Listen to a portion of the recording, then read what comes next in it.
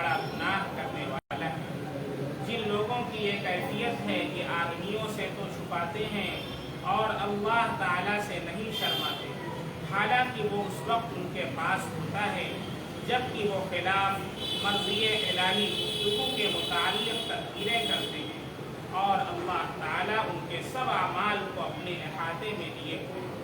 हाँ, तुम ऐसे हो कि तुमने दुनियावी ज़िंदगी में तो उनकी तरफ से जवाबदेही की बातें कर ली, सो अल्लाह ताला के रूबरू क़यामत के रोज़ उनकी तरफ से कौन जवाबदेही करेगा, या वो कौन शख्स होगा जो उनका काम बनाने वाला होगा। और जो शख्स कोई बुराई करे या अपनी जान का नुकसान करे फिर अल्लाह ताला से माफ़ी चाहे तो वह अल्लाह ताला को बड़ी मग़फ़िरत वाला, बड़ी रहमत वाला पावेगा।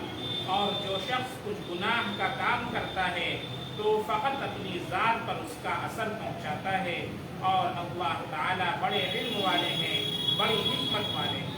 और जो शख्स कोई छोटा गुनाह करे या बड़ा गुनाह फिर उसकी तोहमत किसी बेगुनाह पर लगावे तो उसने बड़ा भारी बुहतान और शरीफ गुनाह अपने ऊपर ला ली। ये सूरह निसा का 13वां रुकू है और 105, 106 से लेकर के 112 तक की आयत आपके सामने तिलावत है। ये जो 7 आयत हैं एक पस मंज़र में नाज़िल हुई हैं और इनका एक वाक़या है और उस वाक़े के तहत 7 आयतों का नुज़ूल हुआ है। सबसे पहले वो वाक़या आप हज़रात सुन लें कि वो वक्त क्या वाक़या है जो पेश आया, फिर उसके बाद इन 7 आयतों की मुख्तसर तफसीर आपके सामने और फिर उससे 5 मसाइल भी मुतफ़र्रिक़ हैं। सबसे पहले वाक़या ये है कि मदीना में एक ख़ानदान था, बनु इदरीक़ के नाम से वो मारूफ था, बनु इदरीक़। उस ख़ानदान के एक शख्स ने, जिसके नाम में इख्तिलाफ है, चुनांचे बाज़ रिवायात में बशीर नाम उसका आया है और इब्ने जरीर की रिवायत में तामा नाम बताया गया। वो शख्स था इब्ने इदरीक़ के कबीले का था, बनु इदरीक़ के कबीले का। उसका नाम बाज़ रिवायतों में बशीर आया है और बाज़ में तामा नाम उसका है।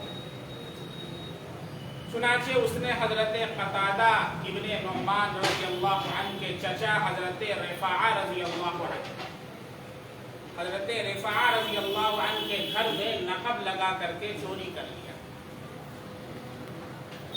हज़रत रिफ़ाआ कौन है? हज़रत क़तादा इब्ने नुअमान रज़ियल्लाहु अन्हु के चचा है। उनके घर में उसने नक़ब लगा करके पीछे से चोरी कर। अब तिर्मिज़ी की रिवायत में ये भी है कि ये शख्स दर हकीकत मुनाफिक था, यानी दिल से ईमान कबूल नहीं किया था। बज़ाहिर वो अपने आप को मुसलमान जाहिर करता था और मस्जिद में मुसलमानों के साथ नमाज भी पढ़ता था, लेकिन हकीकतन क्या था? मुनाफिक। और मुनाफिक उसे कहते हैं कि वो दिल से ईमान को कबूल न करे, कुफ्र को अपने दिल में छुपाए और अपने आप को मुसलमान जाहिर करता है। तो तिर्मिज़ी की रिवायत में ये भी है कि वो मुनाफिक था। अब मदीने में रहते हुए भी बाज़ सहाबे कराम की शान में तौहीन के अशआर लिखा करता था और उनकी तौहीन किया करता। अच्छी तरह समझ लें, पूरे जमहूर का मसलक है किसी सहाबी के बारे में लान तान करना हराम, ईमान के ज़ाय होने का अंदेशा किसी भी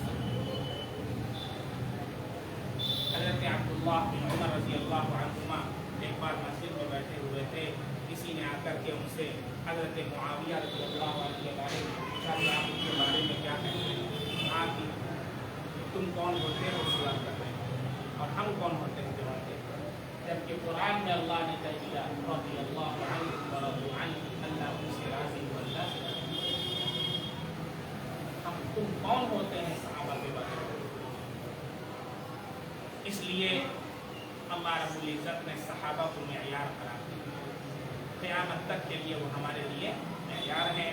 और उसकी दलील सूरह बक़रा की आयत है, फ़इन आमनू बिमिस्लि मा आमनतुम बिही फ़क़द इहतदू। قیامت تک کے لیے اللہ نے یہ اعلان کیا اگر وہ ایمان لائیں کیسا جیسا کہ تم ایمان لائیں. صحابہ کی جماعت کو اللہ نے مخاطب جیسا کہ صحابہ ایمان لائیں اگر وہ ایسا ایمان لائیں گے تو پھر اللہ تعالیٰ انہیں ہدایت عطا فرمائے. اور اگر صحابہ جیسا ایمان نہیں ہے تو پھر اللہ ہدایت عطا کہ صحابہ کا ایمان اللہ نے معیار قرار دیا ہے. تو صحابہ ہمارے نزدیک معیار حق. اگر کوئی ان کے اوپر طعن و تشنیع کرتا ہے، تنقید کرتا ہے، بہتان لگاتا ہے، الزام تراشی کرتا ہے، وہ اہل سنت والجماعت سے خالی ہے. اور جو صحابہ کے بارے میں برا بھلا کہتا ہے تو اس کے ایمان کے ضائع ہونے کا بھی اندیشہ ہے. بہرکیف یہ شخص منافق تھا اور صحابہ کے بارے میں توہین کے اشعار بھی لکھا کرتا تھا اور دوسروں کے ناموں سے ان کی اشاعت بھی کیا کرتا تھا. چوری کی صورت یہ ہوئی کہ ہجرت کے ابتدائی زمانے میں عام طور پر جو گزر بسر کے اوقات تھے وہ جو مل جاتا کھا لیا کرتے. جب ہجرت ہوئی تھی تو اس کے اندر ایسا تو تھا نہیں کہ یہیں پر اپنا مکان ہو اور کوئی بزنس. آپ ہجرت کر کے کہیں پر جائیں تو وہاں بسنے میں اپنا بزنس جمانے میں وقت لگے جائے. تو ایسے صحابہ کرام بھی تھے.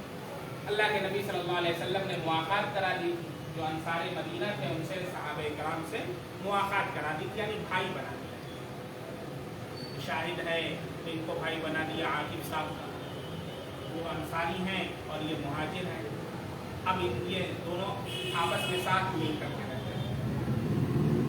اب کیا کمائیں گے اسی میں سے دونوں لوگ بانٹ لیا کرتے تھے، ان کو کھلا دیا کرتے تھے. اس طریقے سے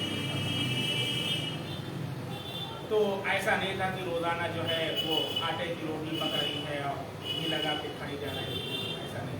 آٹا اور جو کبھی بھی ورنہ تو عام طور پر کھجور کھا لیا، سب کو کھا لیا. اس طریقے سے گزر بسر ہوتا تھا. اور کبھی ایسا ہوتا تھا کہ شام سے جب گیہوں اور جو آتا تھا یا آٹا آتا تھا تو لوگ خرید کر کے مہمانوں کے لیے رکھ لیا کرتے تھے. کبھی کوئی مہمان آ جائیں گے تو جو کی روٹی بنا کرتے تھے، آٹے کی روٹی بنا کرتے تھے. یہ صورت ہے. آپ اس کا تصور کریں. سن لینا بہت آسان ہے، کہہ لینا بہت آسان. صحابہ کرام میں کتنے مجاہد تھے. آج ہم لوگ ہر ٹائم کھا رہے ہیں پراٹھا انڈا. ناشتہ ہر انسان کر رہا ہے، اس کے بعد بھی نماز نماز پڑھنے کی توفیق نہیں ہو رہی. جہاد کیا کرے. ایک اللہ کا حکم آ جاتا ہے ہجرت فرض ہے. ہر انسان ہجرت کے لیے ہوتا ہے. ہجرت کے لیے نہیں کہا جا رہا. نماز نہیں پڑھ پا رہے. آپ سوچ لیں کہ ہم کس فہرست میں شمار کیے جاتے ہیں. تو حضرت رفاعہ رضی اللہ تعالیٰ عنہ جو تھے، یہ حضرت قتادہ ابن نعمان رضی اللہ عنہ کے چچا، انہوں نے بھی تھوڑا سا گیہوں کا آٹا خرید کر کے بوری میں رکھ دیا اور اس کے اندر کچھ اسلحہ وغیرہ بھی رکھ کر کے ایک چھوٹی سی بوری تھی وہ اپنے گھر کے اندر رکھ لیا تھا، محفوظ کیا. تو کبھی کوئی مہمان وغیرہ آ گئے تو ان کو کچھ پکا کر کے. اب یہ جو تھا ابن ابریق، جو جس کا نام بعض روایتوں میں بشیر ہے اور بعض میں طعمہ آیا ہے، اس کو پتہ چل گیا حضرت رفاعہ کے گھر جو ہے بوری میں آٹا رکھا ہوا ہے. اب اس نے رات میں نقب لگایا اور نقب لگا کر کے پوری بوری نکال لے گیا. اب جب صبح حضرت رفاعہ رضی اللہ عنہ نے یہ ماجرا دیکھا کہ بوری غائب، آٹا غائب، اسلحہ غائب، تو اب یہ اپنے بھتیجے حضرت قتادہ رضی اللہ عنہ کے پاس آیا اور اس سے ذکر کیا کہ ایسا ایسا معاملہ ہے. چنانچہ محلے کے سب لوگوں نے مل کر کے تفتیش شروع کیا کہ آخر گولی کہاں چلی گئی، کون لے کر کے گئے. بعض لوگوں نے بتایا کہ آج رات ہم نے دیکھا ہے کہ ابن ابریق کے گھر آگ روشن تھی. اس بات کی دلیل ہے کہ آج وہاں کھانا پکا ہے. آج ابن ابریق کے گھر آگ روشن تھی، اس لیے آج وہاں کھانا پکا ہے. اب تو ہر گھر میں آگ روشن ہو رہی ہے. اب آپ سوچ لیں ایسی صورت ہے. چنانچہ جب ان کے گھر گئے، معلوم کیا گیا، بنو جریح میں راز فاش ہوا. اب ان کو پتہ چلا کہ ہمارا راز فاش ہو چکا ہے، تو انہوں نے یہ الزام دوسرے کے سر ڈال دیا. اپنا یہ چوری کو چھپانے کے لیے دوسرے کے سر الزام ڈال دیا. اور ایک نام لبید ابن سہل، ایک صحابی ہے، ان کے اوپر الزام لگا دیا کہ انہوں نے جو ہے یہ کام کیا۔ اب جب لبید ابن سہل وہ پکے مسلمان تھے، ان کو جب پتہ چلا کہ ہمارے اوپر چوری کا الزام لگا ہے، وہ غصے میں تلوار نکال لی۔ کہا کہ جب تک اس کی تحقیق نہیں ہو جائے گی اور یہ معلوم نہیں چل جائے گا کہ کس نے چوری کیا ہے اور کس نے میرے اوپر الزام لگا دیا ہے، تب تک یہ تلوار نیام کے اندر نہیں جائے گی۔ عرب لوگ جو ڈھیلے ہوتے ہیں، بار کے بات اور آگے بڑھ گئی۔ اب بنو ابریق نے سوچا کہ کیا کرے، مسئلہ زیادہ بڑھ رہا ہے آگے، تو انہوں نے بنو ابریق نے ایک یہودی کے گھر وہ گولی پہنچا دی اور تھوڑا سا کھاڑ دیا، آٹا جو ہے گرتا گرتا گرتا گرتا وہ یہودی کے گھر تک چلا گیا، اور وہاں پر گولی اس کو رکھ دیا اور یہودی سے کہہ دیا کہ ٹھیک ہے ہم نے آپ کے گھر یہ گولی رکھ دیا، اس کو بتایا نہیں۔ اور پھر آ کر کے کہا کہ یہودی نے چوری کیا۔ جب یہ لوگ یہودی کے گھر پہنچے تو یہودی کے گھر وہ گولی مل گئی اور وہ نشان بھی وہاں تک مل گیا، لیکن تحقیق کے وقت پتہ چل گیا یہودی نے خود قسم کھائی اور قسم کھا کر کے کہا کہ زرہیں مجھے ابن ابریق نے دی ہے، میں نے چوری نہیں کیا ہے۔ یہودی نے اس بات کا قسم کھا کر کے اقرار کیا۔ بہرکیف جب معاملہ آگے بڑھ گیا تو حضرت قتادہ رضی اللہ عنہ اللہ کے نبی صلی اللہ علیہ وسلم کے پاس مقدمہ لے کر گئے۔ سارے مسائل کا حل کون تھا؟ اللہ کے نبی کی ذات۔ آپ صلی اللہ علیہ وسلم کے پاس سارے مسائل کا حل، یہودی اپنے مسائل لے کر گیا اور یہودیوں کو بھی یقین تھا کہ اللہ کے نبی جو فیصلہ فرمائیں گے وہی فیصلہ ہوگا، اگرچہ آپ پر ایمان نہیں لاتے تھے لیکن اتنا یقین تھا کہ آپ امین ہیں، آپ صادق ہیں، آپ کبھی جھوٹ نہیں بولتے ہیں، آپ جو بھی فیصلہ کریں گے وہ فیصلہ بالکل انصاف پر مبنی ہوگا اور ہم اس کے ماننے کے لیے تیار۔ اللہ کے نبی صلی اللہ علیہ وسلم کے پاس جب فیصلہ آیا اور آپ صلی اللہ علیہ وسلم کے پاس جب پتہ چلا بنو ابریق کو کہ اللہ کے نبی کے پاس فیصلہ گیا ہے اور چوری کا فیصلہ ہاتھ کاٹنا ہے، چوری اگر کوئی کر لے تو کیا ہوگا؟ ہاتھ کاٹا جائے گا۔ والسارق والسارقۃ فاقطعوا ایدیہما جزاء بما کسبا نکالا من اللہ، قرآن کی صاحب۔ اور اگر کوئی زنا کر لے تو اب دیکھا جائے گا کہ محسن ہے کہ غیر محسن ہے، یعنی شادی شدہ ہے یا غیر شادی شدہ ہے۔ اگر شادی شدہ ہے تو اسے رجم کیا جائے گا۔ رجم کا مطلب سمجھتے ہیں؟ رجم کا مطلب یہ ہے کہ اسے ایک میدان میں ڈال کر کے، گڑھا کھود کر کے اس میں ڈال دیا جائے گا اور چاروں طرف سے پتھروں سے مار مار کر کے اسے ہلاک کر دیا جائے گا۔ اور اگر غیر شادی شدہ ہے اور زنا کر لیا ہے تو 100 کوڑے مارے جائیں گے۔ چنانچہ ابھی تازہ ویڈیو ہے افغانستان کا، حضرات نے دیکھا ہوگا، نہیں دیکھا؟ اگر آپ کو کبھی مشکل نہیں لگا، ایک شخص نے زنا کیا ہے، ابھی کا ویڈیو ہے، اور اس کو میدان میں ایسے رکھا گیا، جس کو دیکھنا ہو دیکھ لیں، پوری دنیا دیکھ رہی ہے۔ اب یہ شاید جب سے طالبان کی حکومت آئی ہے پہلا کیس ہوگا یا دوسرا کیس ہوگا؟ کتنے سال ہو گئے؟ دوسرا کیس ہے زنا کا یا تیسرا کیس؟ آپ سوچ لیں کہ جس ملک کے اندر ہر منٹ پر زنا ہو رہا ہو، جہاں اسلامی ریاست کا نفاذ ہوتا ہے، اسلامی قوانین کا نفاذ ہوتا ہے، وہاں سے چوری اور لوٹ اور ڈکیتی اور زنا کاری کا خاتمہ ہوتا ہے۔ اس نے زنا کیا اور وہ شادی شدہ ہے، اس کو میدان میں رکھ کر کے سب لوگوں نے پتھروں سے مار مار کر یہ بالکل ویڈیو موجود ہے، جس کو دیکھنا ہو دیکھ اور عمل کر کے دیکھ لیجیے، عمل کر کے دیکھ لیجیے۔ پوری دنیا کے لیے مشعل راہ، اسلامی جو قوانین ہے پوری دنیا کے لیے مشعل راہ۔ جس ملک کو اپنے اندر امن چاہیے، جس ملک کو اپنے اندر سے چوری کو ختم کرنا ہو، زنا کو ختم کرنا ہو، ریپ کے کیسز کو ختم کرنا ہو، اور اسلام کے احکام کو نافذ کر کے دیکھ لیں، ایک دن کے اندر ختم ہو۔ اب مجال ہے کسی کی زنا کر لیں، چلتی عورت کو ایسے آنکھ اٹھا کر کے بھی نہیں دیکھتا ہے، کیونکہ اسلامی احکام کا نفاذ۔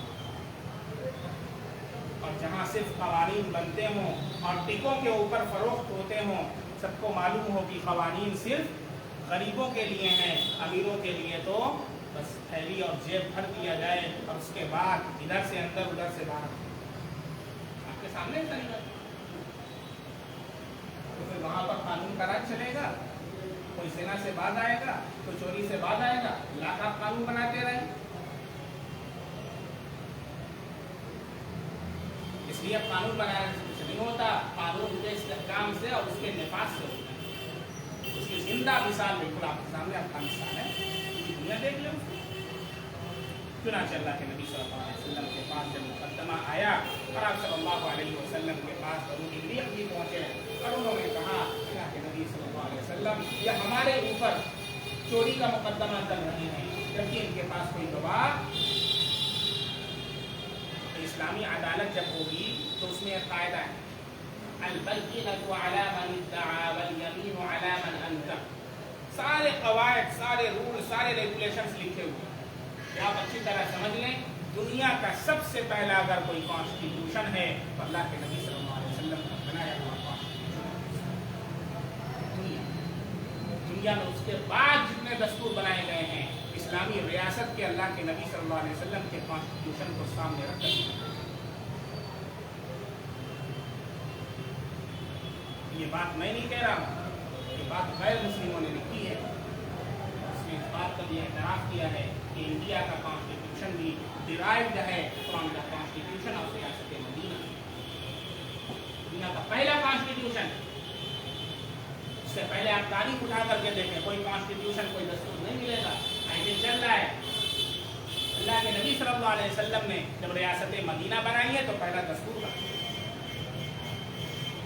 اس دستور کو دیکھتے ہوئے اس دستور کے اندر بہت ساری شرطیں ہیں، اس میں سے ایک شرط یہ بھی ہے کہ جب قاضی بیٹھے گا، قاضی کے پاس کوئی آدمی آئے گا شکایت لے کر کے، تو ہم لوگ کیا کرتے ہیں؟ کوئی آدمی آیا آپ سے کہا او فلانے نا ایسا کرتے ہیں، اچھا بس ختم، یہی سے بات۔ اب وہ کرتے ہیں کہ نہیں کرتے ہیں، کوا کان لے گیا بس ٹھیک۔ اب اس شخص کے متعلق اپنے دل کے اندر ہم نے بدگمانی پیدا کر دی، حرام، ان سے حسد کرنے لگے، حرام، ان سے بغض کرنے لگے، حرام، سب حرام کام ہم کر رہے ہیں جو نماز پڑھتے ہیں۔ کیا اسلام یہ کہتا ہے؟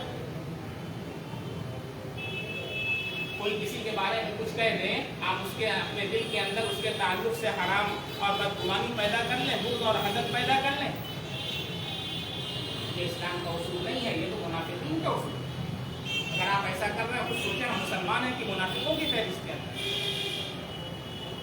اسلام نے اصول بنائے، البینۃ علی من ادعی۔ اگر کسی نے کوئی دعویٰ کیا ہے تو دلیل دینا اس کے اوپر لازم ہے، دو گواہ پیش کرنے ہوں گے۔ اور اگر کسی کے اوپر زنا کا الزام لگا رہا ہے، قرآن کہتا فأتوا بأربعۃ شہداء، کوئی آ کر کے کہتا ہے ارے ہم نے تو دیکھا فلانواں کو فلانی کے ساتھ، قاضی کہے گا چار گواہ پیش کر، کیا کریں گے؟ تھوڑے سے مار مار کے ذرا گزر کر دماغ صحیح کر کے۔ اتنا آسان نہیں کسی کے اوپر الزام لگا دینا، جیسا آج کل ہم لوگ کر رہے ہیں، کسی کو بھی بدنام کر دیا، کسی لڑکی کو بدنام کر دیا، کسی لڑکے کو بدنام کر دیا۔ اسلامی ریاست نافذ ہو جائے کہ سب کا دماغ صحیح کر دیا جائے، تو الٹا سیدھا منہ سے بکے چلے جا رہے ہیں، گویا کہ بولنے کی مشین ہو، پٹ پٹ پٹ پٹ پٹ پٹ پٹ پٹ نکلے چلا جا رہا ہے، پیٹ کر کے دماغ صحیح کر دیا جائے گا۔ اس سے پہلے میں نے بحث کی ہے کتاب الاقرار کے اوپر 1 گھنٹہ یہاں، اب کسی نے کہہ دیا، مذاق میں کہہ دیا تیرا تو میرے اوپر 10 درہم ہے، وہ جا کر کے قاضی کے یہاں مقدمہ دائر کر دے گا، قاضی مار کر کے 10 درہم دلوائے گا، دماغ صحیح کر دیں گے۔ آپ کہیں میں مذاق کر رہا تھا، اور 10 دن دبا لیں گے، سال مذاق میں جھوٹ بول رہا ہے۔ مذاق میں جھوٹ بولنا کس نے سکھایا ہے؟ آج کل ہم مذاق میں جھوٹ بولتے ہیں، مذاق میں جھوٹ بولنا جائز نہیں ہے، حرام۔ اس لیے اسلام کا یہ قانون ہے البینۃ علی من ادعی، جو دعویٰ کرے گا دلیل اس کے اوپر لازم ہے، 2 گواہ پیش کیے جائیں، اور 2 گواہ عادل ہونے چاہیے، مرد ہونے چاہیے، باشرہ ہونے چاہیے، اس کی بھی گواہوں کے بارے میں ساری صفات لکھی ہوئی ہیں، ساری کوالٹی لکھی ہوئی ہیں۔ لیکن اگر ایک مرد ہے اور 2 عورتیں ہیں تو 2 عورتوں کو بھی ایک مرد کے قائم مقام مان لیا جائے گا۔ اب کبھی ایسا ہوتا ہے کہ किसी ने देखा तो, लेकिन गवाह उसके पास नहीं। अब क्या किया जाए? क्या किया जाए? इसका भी कायदा लिखा हुआ है। हमारे यहाँ कोई ऐसी अल्हम्दुलिल्लाह सूरत नहीं है कि वहाँ इंसान खड़ा हो जाए। अब क्या करें?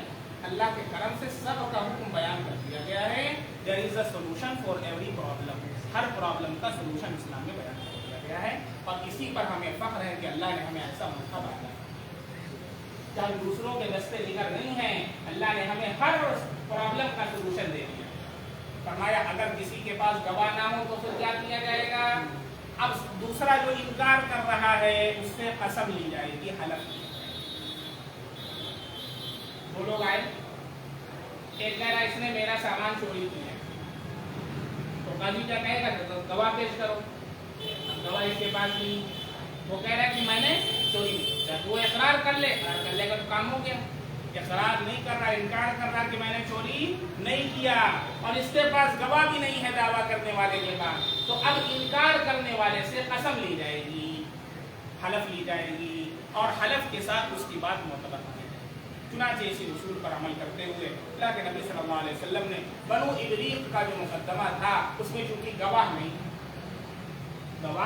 नहीं थे कि इसने चोरी किया है, भाई दलील होनी चाहिए, दलील थी नहीं, और उन्होंने यही कहा कि इनके पास कोई दलील है नहीं, हमारे ऊपर क्या डाल रहे हैं? मुकद्दमा हमारे सर के ऊपर डाल रहे हैं। और यहूदी के पास दलील थी क्या? कि उसके पास तक वो जा रहा है, आटे का सुराग भी वहां तक जा रहा है, और ये वो यहूदी भी है।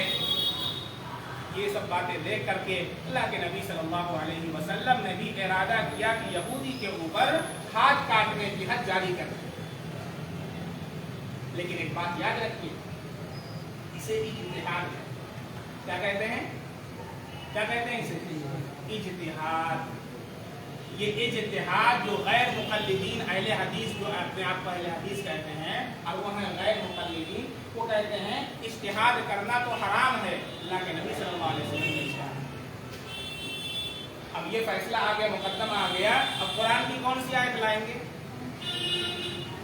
हदीस कौन सी लाएंगे? अल्लाह के नबी सल्लल्लाहु अलैहि वसल्लम ने क्या किया? इज्तिहाद किया है। और याद रखें, अल्लाह के नबी सल्लल्लाहु अलैहि वसल्लम चूंकि नबी थे, और नबी खता से मासूम होता है, अगर उसका इज्तिहाद सही होता है तो अल्लाह रब्बुल इज्जत की तरफ से कोई आयत नहीं आती। अगर कहीं उसका इज्तिहाद खता करता है तो अल्लाह की तरफ से आयत नाज़िल हो जाती। असल मुजरिम कौन था? बनु इब्रीक, जो बशीर नाम का आदमी था जिसने चोरी किया था। लेकिन क्योंकि गवाह नहीं थे और सारी चीजें इशारा कर रही थी यहूदी की तरफ, आप सल्लल्लाहु अलैहि वसल्लम को भी इसकी तरफ रुझान पैदा हुआ, और आप सल्लल्लाहु अलैहि वसल्लम ने इरादा फरमाया कि यहूदी के हक में हद जारी फरमा दें। लेकिन अल्लाह रब्बुल इज्जत ने रहनुमाई फरमाई, और ये 7 आयतों का नुज़ूल हुआ। अब समझ में आ रहा है? अब ये 7 आयतें पढ़ेंगे तब आपको समझ में आएगा कि अल्लाह ताला यहाँ क्या ये वाक़या आपको समझ में आ गया। अब ये 7 आयत जो पढ़ी जाएंगी इसको सुने। चुनांचे जब ये 7 आयतें नाज़िल हुई और इसके अंदर अल्लाह रब्बुल इज्जत ने वाज़ेह कर दिया कि असल मुजरिम जो है वो बनु इब्रीक का आदमी है जिसका नाम बशीर है या तामा है, उसको अल्लाह के नबी सल्लल्लाहु अलैहि वसल्लम पर वाज़ेह कर दिया गया, और आप सल्लल्लाहु अलैहि वसल्लम पर हकीकत को मुनकशिफ कर दिया गया। तो आप सल्लल्लाहु अलैहि वसल्लम ने यहूदी को बरी कर दिया। क्या वो तो क्या है?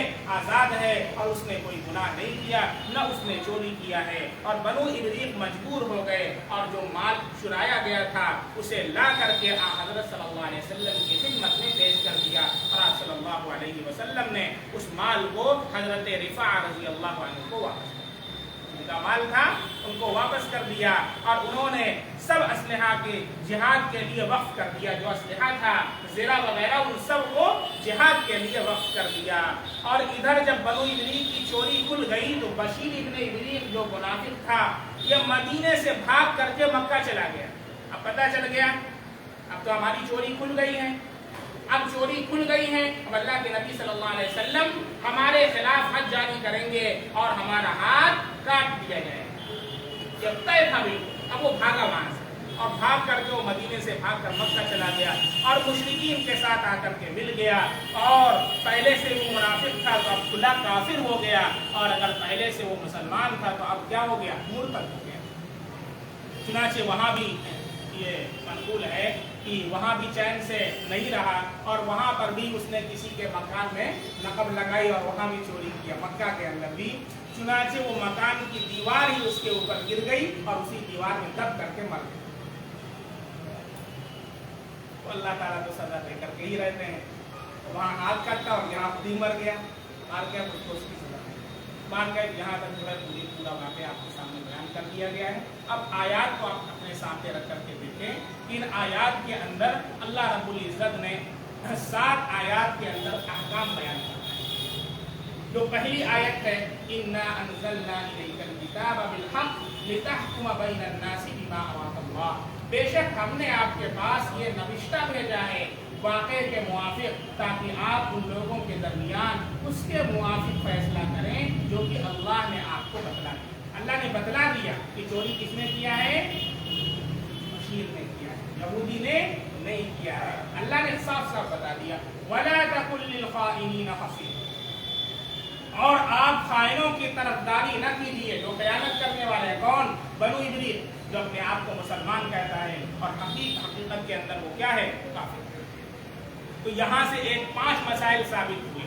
پہلا مسئلہ یہ ثابت ہوا کہ وہ مسائل جن کے اندر قرآن کریم کی کوئی نص صریح نہ ہو، اس کے اندر اللہ کے نبی صلی اللہ علیہ وسلم اپنی رائے سے اجتہاد کیا کرتے۔ چنانچہ جب یہ آیت نازل نہیں ہوئی تھی، اللہ کے نبی صلی اللہ علیہ وسلم نے کیا کیا؟ اپنے رائے سے اجتہاد کیا ہے، اور آپ صلی اللہ علیہ وسلم کو اجتہاد کا حق حاصل تھا۔ اور اسی طریقے سے جو اہم فیصلے ہوا کرتے تھے اس کے اندر آپ صلی اللہ علیہ وسلم اپنے اجتہاد سے بھی فیصلے فرمایا کرتے تھے۔ اس لیے غیر مقلدین کا یہ کہنا کہ اجتہاد کرنا جائز نہیں ہے، اجتہاد کرنا درست نہیں ہے، یہ بالکل غلط ہے۔ دوسری بات یہ معلوم ہوئی کہ اللہ کے نزدیک اجتہاد رائے وہی معتبر ہے جو قرآنی نصوص کے مطابق۔ اب کوئی بندہ آج کھڑا ہو اور کہے میری یہ رائے ہے، یہ اجتہاد نہیں کہلاتا۔ اجتہاد کا مطلب یہ نہیں ہوتا ہے کہ انسان کچھ بھی بول دے۔ اجتہاد کا مطلب ہوتا ہے قرآن کریم اور احادیث نبویہ کو سامنے رکھا جاتا ہے، جبکہ صریح کوئی نص نہیں ہے۔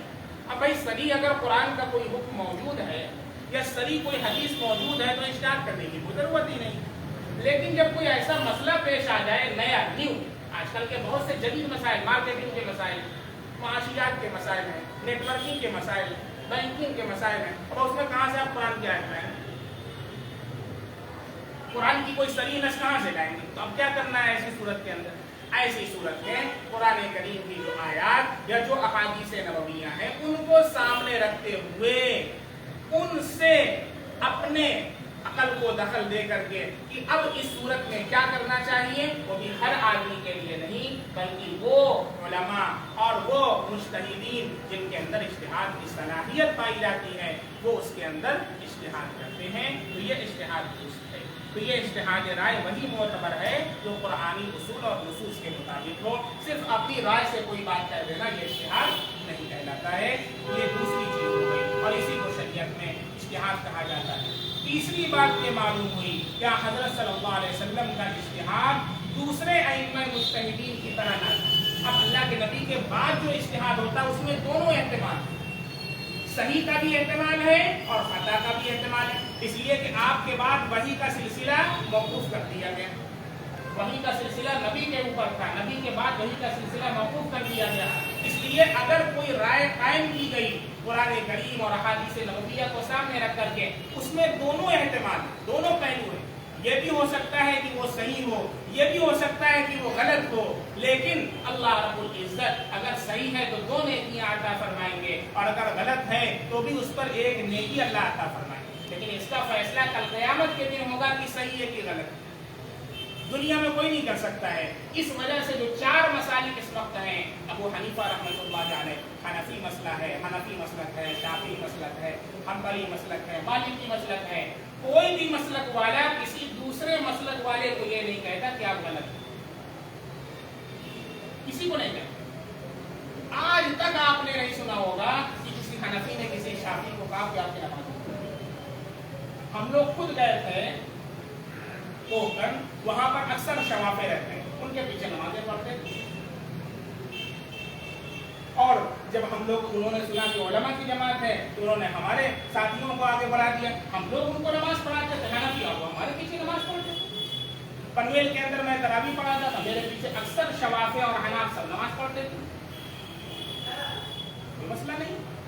آج تک آپ نے نہیں سنا ہوگا کسی حنبلی نے کسی حنفی کو کہا ہوگی تیری نماز نہیں ہوگی, کسی حنفی نے حنبلی کو کہا تیری نماز نہیں ہوتی, کسی مالکی نے شافعی کو کہا نہیں. کون کہتا ہے؟ یہ جو غیر مقلد, یہ نہ حنفی ہے نہ حنبلی ہے نہ شافعی ہے نہ مالکی. کون ہے؟ ڈیڑھ عید کی مسجد, ان کا کوئی فقہ نہیں, ان کا کوئی انسائکلوپیڈیا نہیں. کیا کرتے ہیں؟ وہ اپنی رائے. یہ کہیں گے تیری نماز نہیں ہوتی, وہ کہیں گے اس کی نماز نہیں ہوتی. یہ جو ہے چاروں سے ہٹے ہوئے, لہذا اہل سنت والجماعت سے یہ خارج, یعنی حق کے اوپر نہیں ہے. اس وجہ سے یہ غیر مقلد ان کو کہا جاتا ہے کہ کسی کی تقلید یہ نہیں کرتے ہیں, آزاد خیال نہیں کرتے, آزاد رائے کی آزادی.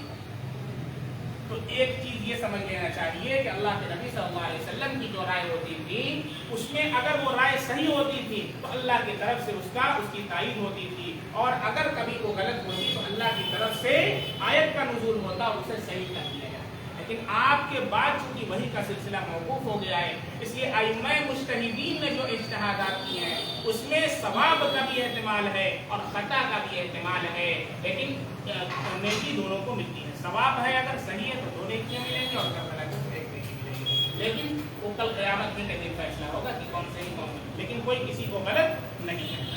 یہ چوتھی بات.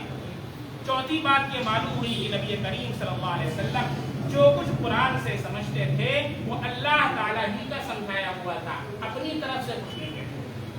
قرآن میں اللہ نے کہا وما ينطق عن الهوى ان هو الا وحی یوحی. ایک فرقہ نکلا ہے جو اپنے آپ کو اہل قرآن کہتا ہے, اپنے آپ کو کیا کہتا ہے؟ اہل قرآن کہتا ہے, جبکہ وہ حقیقت میں حدیث کا منکر ہے اور قرآن کا بھی منکر ہے.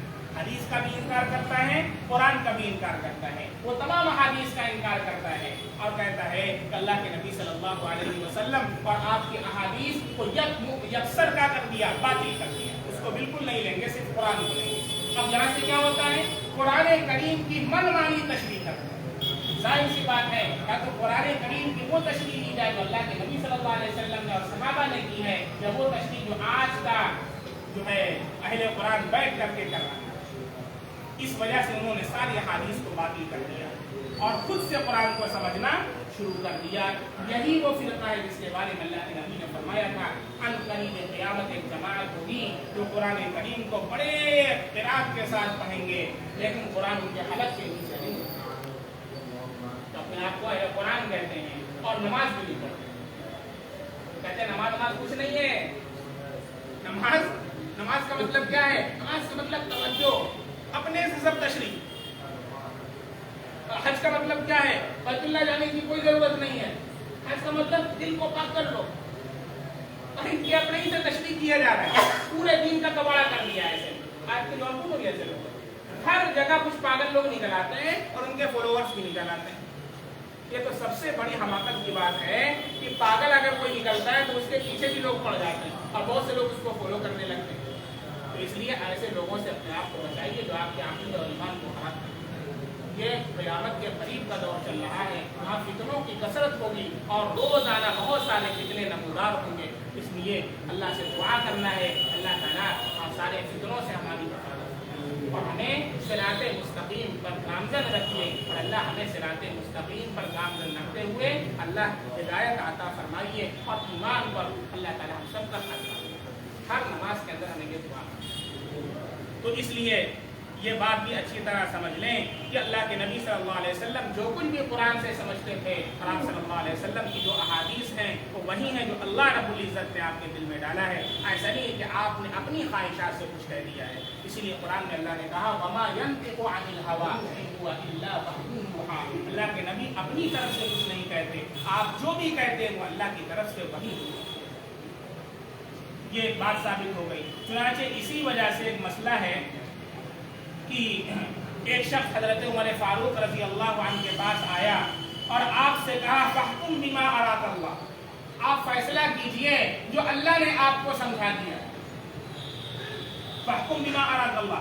हजरत उमर फारूक रजी अल्लाह अन्हु ने उसको खूब डांटा और डांटने के बाद कहा यह खुसूसियत सिर्फ हज़रत सल्लल्लाहु अलैहि वसल्लम की कि आप सल्लल्लाहु अलैहि वसल्लम के पास वही आती थी, तब आप सल्लल्लाहु अलैहि वसल्लम उसके मुताबिक फैसला करते थे जो अल्लाह ने आपको बताया। आपके बाद हमारे पास वही तो आती नहीं, तो तुम ऐसा कैसे कह सकते हो कि फैसला कीजिए जो अल्लाह ने आपको समझा दिया, हमारे पास वही तो आ नहीं रही। मैं तो इज्तिहाद करूंगा और इज्तिहाद के मुताबिक जो मुझे कुरान और हदीस से करीब लगेगा उसके मुताबिक मैं फैसला करूंगा। ऐसा भी हो सकता है कि गलत हो, ऐसा भी हो सकता है कि सही हो, तो उसके अलावा कोई रास्ता भी नहीं है।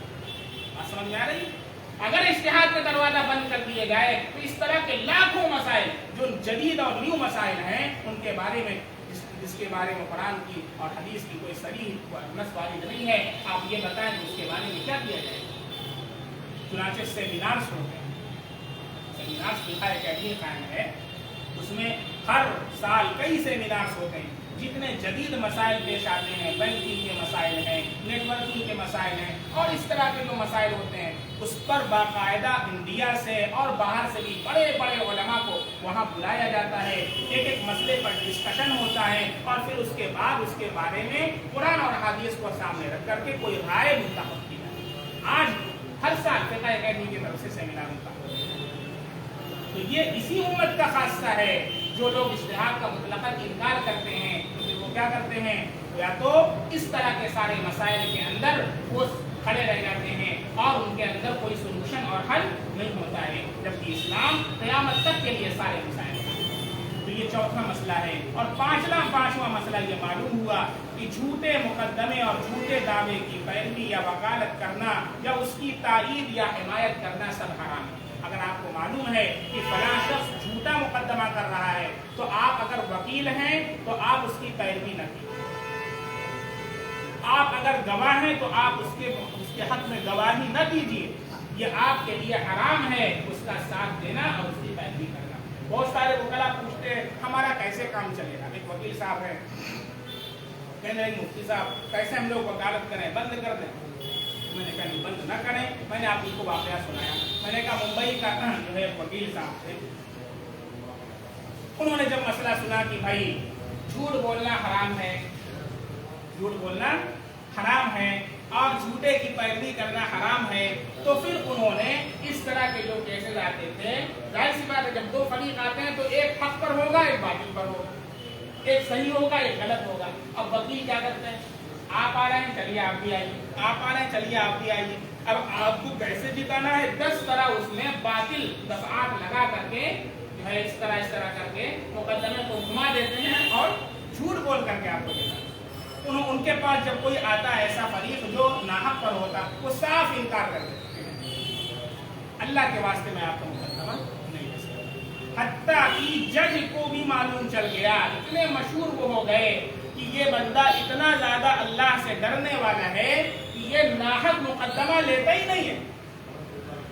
जब वो जाते हैं जज के सामने बहस करने के लिए, कहता कि ओ फला साहब आए हैं, बगैर किसी तफ्तीश के बगैर किसी उसके ऊपर जो है बहस किए उनके हक में फैसला कर दिया था।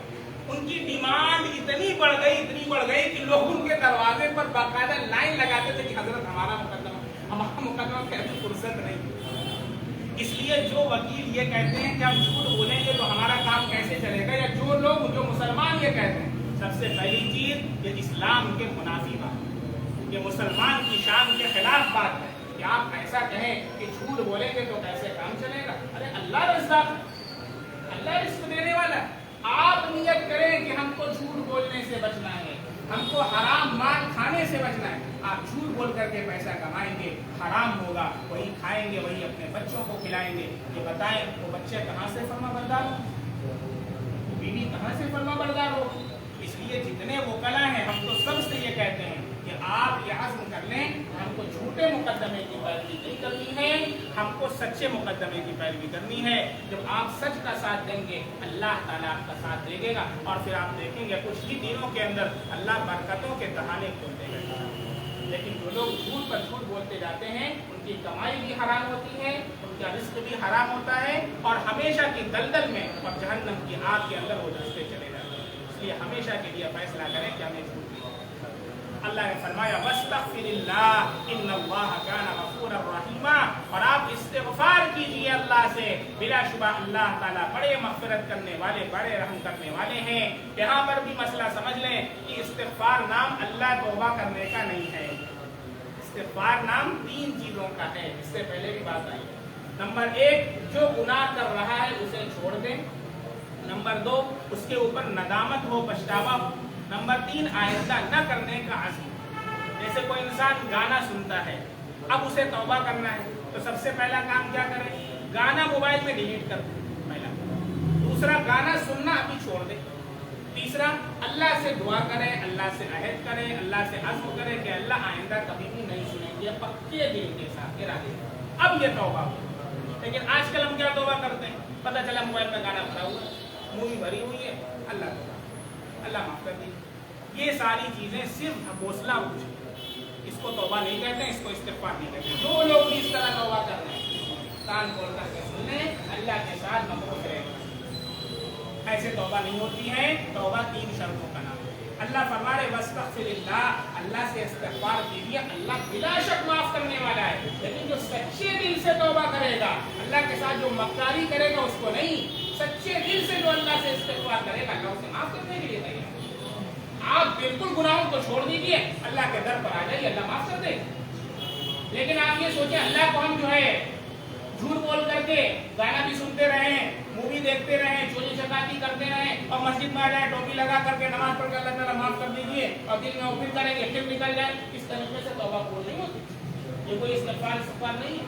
اور آپ لاکھ بار استغفار پڑھیں، تہجد پڑھیں، اوابین پڑھیں، چاٹ پڑھیں، یہ سب سے کوئی فائدہ ہونے والا نہیں ہے جب تک کہ آپ صحیح طور پر اللہ کے سامنے توبہ نہ کریں۔ یہ سب سے اہم چیز ہے۔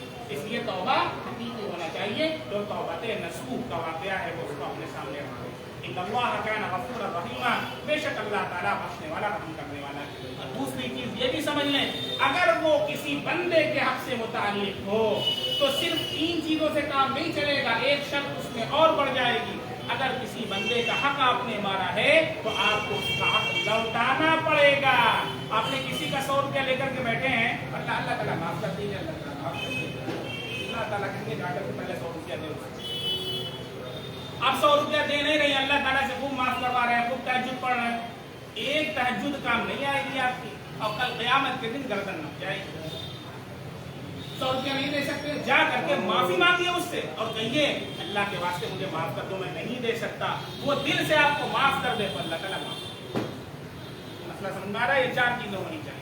تو اس کے بعد فرمایا وَلَا تُجَادِلْ عَنِ الَّذِينَ يَخْتَارُونَ أَنفُسَهُمْ، اور آپ ان لوگوں کی طرف سے کوئی جواب دہی کی بات نہ کیجیے جو کہ اپنا ہی نقصان کر رہے ہیں۔ إِنَّ اللَّهَ لَا يُحِبُّ مَنْ كَانَ خَوَّانًا أَثِيمًا، بلا شبہ اللہ تعالیٰ ایسے شخص کو نہیں چاہتے جو بڑا خیانت کرنے والا اور بڑا گناہ کرنے والا ہے۔ اس کے اندر اللہ رب العزت نے یہ تاکید فرمائی ہے کہ خیانت کرنے والوں کی طرف سے کوئی جواب دہی نہیں کرنا ہے، کیونکہ وہ اللہ کو پسند نہیں ہے۔ جو خیانت کرنے والا اس کا ساتھ نہیں دینا ہے، چاہے وہ آپ کا دوست ہو، چاہے وہ آپ کا رشتہ دار ہو، چاہے آپ کے ابا اماں کیوں نہ ہو، خیانت کر رہا ہے اس کا ساتھ نہیں دینا ہے۔ یستخفون من الناس ولا یستخفون من اللہ، اللہ فرماتے ہیں جن لوگوں کی یہ کیفیت ہے آدمیوں سے تو چھپاتے ہیں اور اللہ سے نہیں شرماتے ہیں۔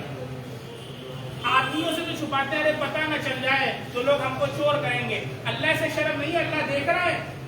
کل قیامت کے دن اللہ کے سامنے پیش ہونا ہے، آدمیوں سے زیادہ خوف کس کا ہونا چاہیے؟ اللہ کا ہونا چاہیے۔ لیکن آج عجیب صورتحال ہے، لوگ اپنی گناہوں کو اس وجہ سے چھپاتے ہیں کہ فلاں نہ جان لے، مخلوق نہ جان لے، اور اس کا ڈر نہیں کہ اللہ جان رہا ہے۔ اسی حال میں موت آ جائے گی، اللہ کے سامنے کیا کریں گے؟ تو جتنا مخلوق کا ڈر ہمارے دلوں کے اندر ہے، خدا کی قسم اس سے زیادہ ڈر اللہ کا پیدا ہے۔ ہم مخلوق سے جتنا ڈرتے ہیں اتنا اللہ سے نہیں ڈرتے۔ جو گناہ کرنے والے ہیں رضائی میں چھپ چھپ کر کے گناہ کر رہے ہیں، بدنظری کر رہے ہیں، کیا ان کو نہیں معلوم کہ اللہ دیکھ رہا ہے؟ لیکن وہ اس بات کو پسند نہیں کرتے ہیں کہ ہمارے گھر والے جانیں۔ کیوں؟ کہ اللہ کا خوف گھر والوں کے خوف سے بڑا ہوا، گھر والوں کا خوف اللہ کے خوف سے بڑا ہوا ہے۔ اپنے ایمان کا جائزہ ہے، کیا چل رہا ہے ہمارے دل کے اندر؟ مخلوق سے ہم ڈر رہے ہیں، اللہ سے نہیں ڈر رہے، اور کہتے ہیں ایمان والے۔ اس لیے اللہ سے سچا خوف اپنے دلوں کے اندر پیدا ہے۔ اور ہر وقت اس بات کا استعداد رکھیں یہ گناہ جو ہم مخلوق کے ڈر سے چھپاتے ہیں اللہ دیکھ رہا ہے، پھر ہم کیوں نہیں کرتے، کیوں نہیں چھوڑتے ہیں ایسے گناہ؟ اور اللہ سے سچی پکی توبہ۔ اللہ کہتا ہے لوگوں سے تو یہ چھپاتے ہیں، اللہ سے نہیں شرماتے۔ وَهُوَ مَعَهُمْ، جبکہ اللہ ان کے ساتھ ہے۔ اللہ قرآن میں کہہ رہا تو ایک ہے، دوسرا اللہ ہے، تو دو ہے، تیسرا اللہ ہے، تو چار ہے، پانچواں اللہ، اللہ تیرے ساتھ ہے۔ نحن اقرب الیہ من حبل الورید، اللہ تیرے شہ رگ سے زیادہ قریب ہے، پھر بھی اللہ سے نہیں شرماتا ہے اور لوگوں سے تو ڈرتا ہے۔ اذ یبیتون ما لا یرضی من القول، جبکہ وہ خلاف مرضی الہی گفتگو کے متعلق تدبیریں کرتے ہیں۔ وکان اللہ بما یعملون محیطا، اور اللہ تعالیٰ ان کے سب اعمال کو اپنے احاطے میں لیے ہوئے ہیں۔ اللہ فرماتے ہیں ہاں تم ایسے ہو کہ تم نے دنیاوی زندگی میں تو ان کی طرف سے جواب دہی کی باتیں کر لی، سو اللہ کے روبرو قیامت کے روز ان کی طرف سے کون جواب دہی کرے گا؟ کہ وہ کون شخص ہوگا جو ان کا کام بنانے والا ہوگا؟ اور جو شخص کوئی برائی کرے یا اپنی جان کا نقصان کرے پھر اللہ سے معافی چاہے، اللہ تعالیٰ بڑی مغفرت کرنے والا ہے، بڑی رحمت والا ہے۔ اگر کوئی گناہ بھی کر لے اور اللہ سے سچی توبہ کر لے اللہ تعالیٰ معاف کرے۔ پھر اللہ فرماتے ہیں جو شخص کچھ گناہ کا کام کرتا ہے فقط اپنی ذات پر اس کا اثر پہنچتا ہے، اور اللہ تعالیٰ بڑے علم والے ہیں، بڑی حکمت والے ہیں۔ اخیر میں ایک نصیحت فرمائی ہے جو شخص کوئی جھوٹا گناہ کرے، چھوٹا گناہ کرے یا بڑا گناہ کرے، پھر اس کی تہمت کسی بے گناہ پر لگا دے تو اس نے بڑا بھاری بہتان اور سری گناہ اپنے اوپر ڈالا۔ یہ بہت بڑا گناہ ہے کہ انسان کسی الزام کو کسی کے اوپر لگا دے، یہ بہتان کہلاتا ہے۔ اور بہتان حرام ہے، الزام لگانا کسی کے اوپر حرام ہے، اور الزام کو اپنے دل میں پالنا بھی حرام ہے۔ اگر کسی نے کسی کے متعلق کچھ کہہ دیا ہے تو ہم جب تک بھی تحقیق نہ کر لیں اس کے متعلق اپنے دل کے اندر بدگمانی پیدا نہ کریں، یہ اسلام کے اندر حرام ہے۔ اللہ رب العزت ہم سب کو شریعت اور سنت کے مطابق زندگی گزارنے کی توفیق عطا فرمائے۔ اللہ بغض سے، حسد سے، کینے سے، اللہ ہر طرح کے حرام سے اللہ ہم سب کو محفوظ فرمائے۔ اللہ توبے والی، اللہ اخلاص والی زندگی ہم سب کو عطا فرمائے۔ ایک صاحب کا سوال ہے، مفتی صاحب ہمارے ہاتھ کے اوپر ووٹ کی روشنائی لگ گئی ہے تو کیا ایسی صورت میں وضو اور نماز ہو جائے گی؟ دیکھیں جو ووٹ کی روشنائی لگ جاتی ہے اس کے بارے میں علماء کرام اور فقہاء کرام کی تحقیق یہ ہے کہ اس میں پرت نہیں جمتی، اس کی پرت نہیں جمتی ہے، یہ ذو جرم نہیں ہوتی ہے، جسم والی نہیں ہوتی ہے، اس کی کوئی پرت نہیں ہوتی ہے، کوئی تہ نہیں ہوتی ہے، لہذا غسل اور وضو دونوں درست ہوگا اور نماز بھی درست ہوگی، اس کے لوٹانے کی کوئی ضرورت نہیں ہے۔ ٹھیک ہے، کوشش کریں اس کو چھوڑا رہے گی، ہاں جتنا ہو سکے، لیکن اگر نہیں چھوٹتی ہے تو پھر آپ کی نماز بھی درست ہے، آپ کا وضو بھی درست ہے، اس کو لوٹانے کی کوئی ضرورت نہیں ہے۔ بہت سارے لوگ اس سلسلے میں بہت پریشان رہتے ہیں، تو پریشانی کی کوئی بات نہیں۔ اللہ تعالیٰ ہم سب لوگوں کے نماز کو اور ہم سب کو روزے کو قبول کرے۔